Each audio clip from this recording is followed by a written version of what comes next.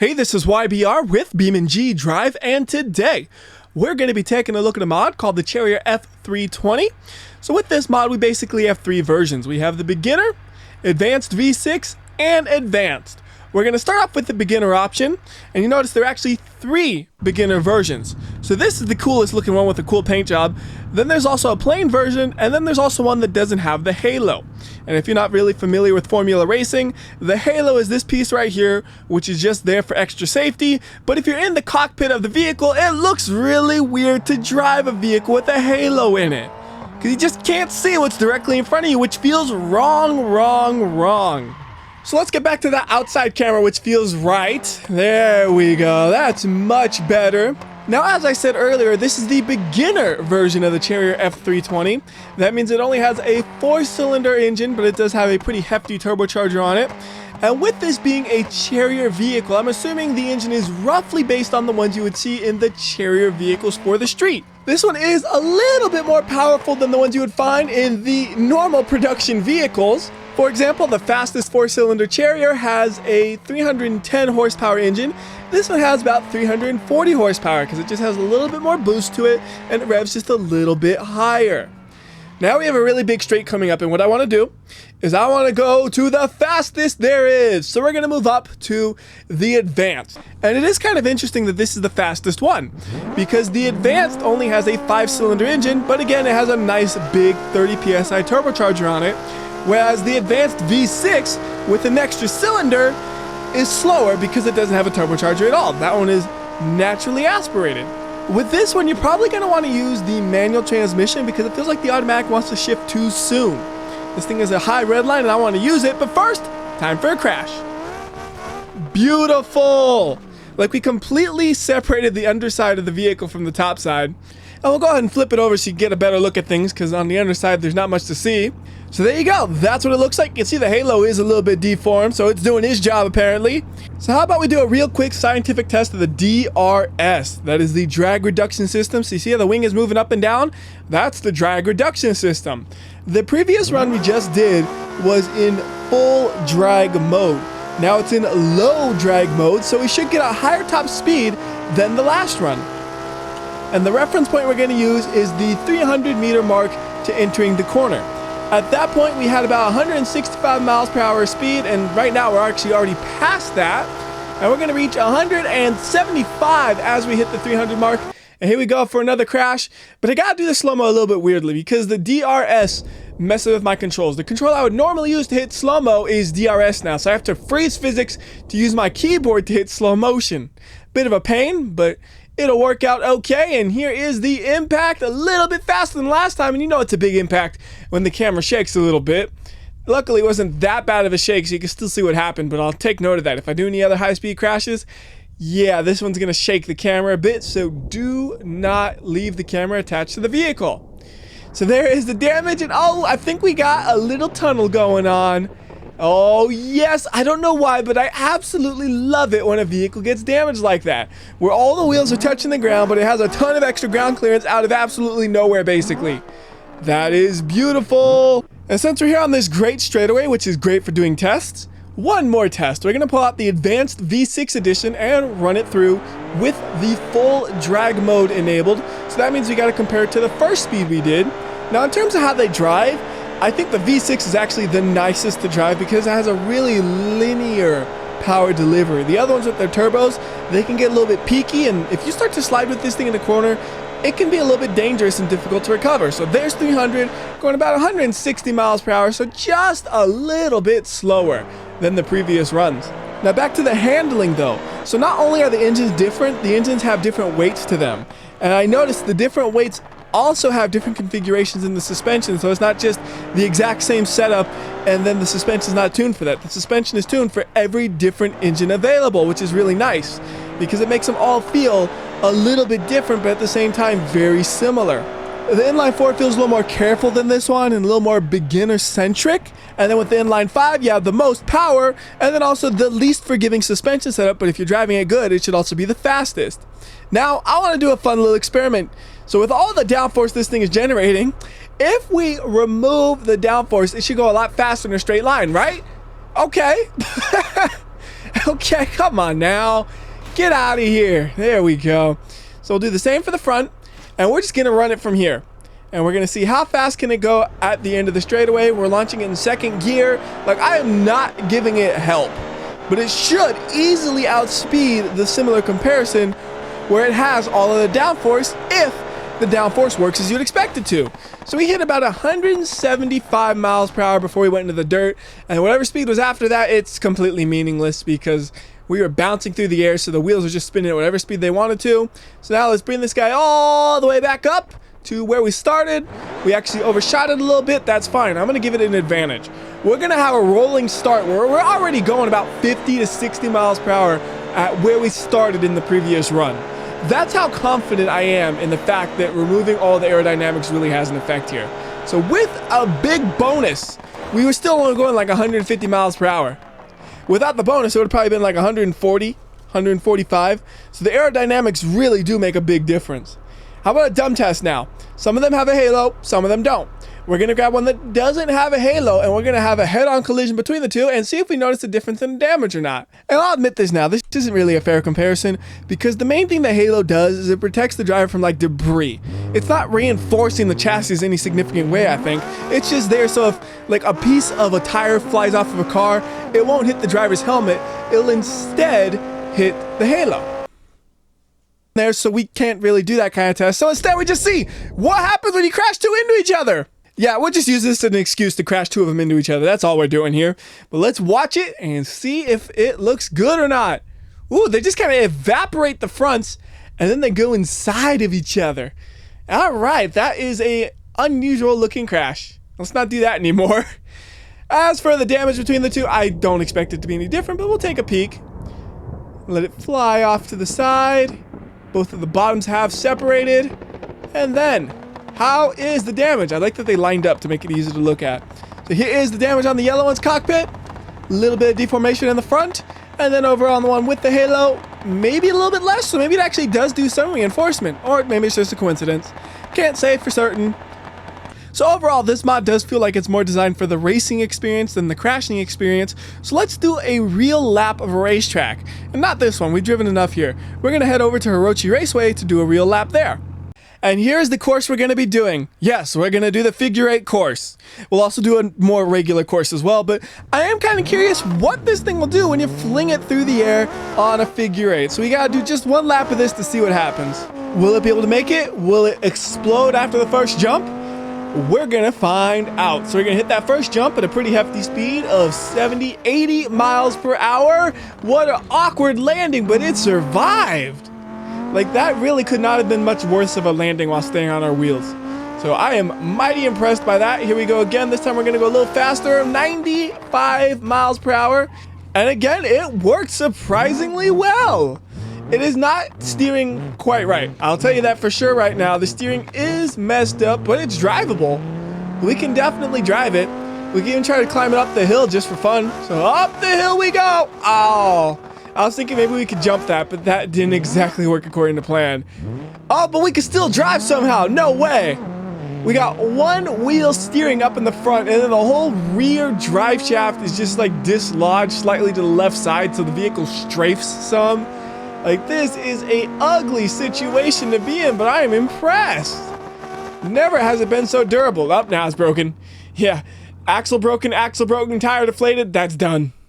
That is over with. So we're going to bring it over to the start-finish line here. We'll get a fresh one up, and then we're going to do a lap of the place and talk about how it drives. So right now we do have the turbocharged 5-cylinder edition, which, as I said earlier, is the most difficult to control. So as I drive this, I'm taking it a little easy. I'm still going to go to decent speed, but I'm going slow enough where I feel confident that I won't accidentally spin out and mess up a corner. Because the one thing I noticed about this vehicle is it's really easy to overdo it. So like, you could steer too much and then you just don't have enough grip, so the vehicle understeers on you. Or you could try to put down the power too early in a corner and then it just oversteers on you. You have to be really precise with your inputs, and if you're precise, boy, can you go fast. And here's a great place to use the arrow. Yes. Oh goodness, it feels a little less stable when I did that. I regret doing that, and it's actually really hard to do that because I have to take my hand off of the steering wheel basically to do that. So when I do that, I can't steer at all. And we're just gonna keep it like that since we are actually nearing the end. Like, this felt like a crazy fast lap, even though I was basically cruising through it. This thing is a legitimate race car. It's only a Formula 3 car, but it's still a legitimate Formula race car. So there's a crash into the wall. You look at the damage. Oh, look, we got a little bit of fire into the mix. I think that's the first time I've seen it catch on fire, huh? Nice. I like how the whole body is mostly intact, and then it's just, yeah, there's fire too now. Why not? So anyways, the next thing I want to do requires us going to a different map. So we're going to head on over to grid map, and I have 2 grid maps. I gotta make sure I choose the new. So do you guys know that fun fact where a Formula 1 car has so much downforce that it could actually drive upside down? Well, some of the cars in BeamNG.drive do have enough downforce to do that. We're gonna see if this one can. It is a Formula 3 car, so I'm assuming it'll have less downforce than a Formula 1 car would though, so maybe it won't, maybe it will have enough. We're gonna find out. So all I'm doing here is I'm making a nice, big, fat tube that we can drive through. This thing is super long, so it gives us a ton of space to get up to speed and then drive on the roof. So now we just go back into the game, teleport the truck in here, and then we'll replace the truck with a F320. We want to make sure we get the fastest one there is, which is the advanced. And to test it out, we want to make sure that we put the active aero to the low downforce mode as we get up to a high top speed. And I think we'd actually want to keep it that way just so we can go as fast as possible. So here we are going 160 miles per hour. We can get this thing up to like 175 before we start to invert it. So yeah, it's slowly topping out. So here we go. Gonna make our way up the wall. Up the wall is no problem. Now onto the roof. Oh no, a tire popped. Well, it was working pretty well until the tire popped. And once the tire popped, we can't really go that fast. So I do have an idea though. Maybe the tires just have too much pressure in them when you're doing something like that, so we need to reduce the tire pressure some. So we're going to bring them both down to 8.5 psi. That's about half of what it was at the start. And now we're just going to do the exact same thing. And maybe this time, we'll be able to drive on the roof. So again, we're going to take it up to about 170 miles per hour. With the tires being a little lower on psi, it might top out at a slightly lower speed. We'll see what happens. Now it's topping out already? Okay, well, 155 it is. So here we go, doing it nice and easy, nice and easy. And again, a tire popped. The tires just like to pop, unfortunately. What a shame. Well, there is one more thing we can do. We're going to go ahead and get it back to the regular wheels that it had. And we're going to accelerate up to speed with it in the low downforce mode, because again, I think the extra speed is more beneficial than the extra downforce in this situation, because to be generating as much downforce as possible, you just got to go as fast as possible. So we got it up to 170 miles per hour, still accelerating a little bit, but now what we want to do is we want to go over to the environment, and we're going to put the gravity to -10. So this way we don't have to worry about like trying to transition from the top to the bottom, and that still popped the tires. See, I was wondering if it was popping the tires because of the way I was trying to like go to the roof, but that is not the case. It looked like it was holding on just for a second though, so I feel like if you had the right tires and going 180-ish miles per hour, it might work. Unfortunately, we can't do that. So now, let's go ahead and go to Leap of Death and jump this guy off the ramp. As always for Leap of Death, we got to use the fastest one there is, so out comes the advanced once more. And then here, I don't know exactly how much power we'll be able to put down. Surprisingly, large amounts of power. We're going like 80 miles per hour off of the jump. Now here's the thing, sometimes when you have a really high downforce vehicle like this one, weird things happen when you fly. And that is definitely the case right now. Like, it's flying straight down. It's lost all of its forward momentum already. That was with the vehicle in the high drag mode. I was wondering though, if we did this again with the spoiler in the different position, would it make it fly a little bit farther? That's what we gotta test after this gets to the bottom. But first, we gotta let it fall all the way to the bottom and see how destroyed it gets. And the answer is surprisingly intact. That's the power of like a carbon fiber body. At least I'm pretty sure this thing would have like carbon fiber in it. So there is what remains of the vehicle. Like, the suspension is ruined, but the actual body is pretty well intact. So we bring it back up. This time the wing is in the other position, and let's see what that does. Although I think we'll go a little bit slower just because it's a little harder to get traction. Tiny bit slower, not by much. Oh, that does look different. It did not have the back end flip downwards like that last time. And how far is it gonna fly though? It's flying maybe like 15 feet farther, it's not really that big of a difference in that situation. But the way it flew through the air was definitely different. The way it just kicked the back end down. So that was interesting. All right. Since we're here doing all this aerodynamic testing, we got to do one more test once this gets to the bottom again. For the final test, I'm going to pop off the wing and the front splitter and all that so it doesn't have nearly as much downforce, and then we'll see if that will make it fly farther. Because we already saw when you remove all of that, it goes way faster in a straight line. So I would assume same idea would apply here. It'll go way farther when it flies through the air. So into the water you go. Back up to the top you go, into the vehicle selector we go, and then we just gotta remove all of the fancy bits. So the wing, gone. The front wing, gone. Halo, what the heck, you're gone too. Oh yeah, and I haven't mentioned it yet, but what? What just happened? That's different. Okay, if we insert, that fixes it. What I was saying though, as I haven't mentioned, is here's what the interior looks like. It's upside down. That's really, really strange. I have really messed something up here. Here's the interior though. It has a steering wheel that works if it wasn't upside down. It has accelerator with shift light, so you can see when to shift based on the lights. And you actually have pedals down there that do work, but they're really hard to see because Formula 1 drivers like laying down, so their feet are way deep in the wheel well.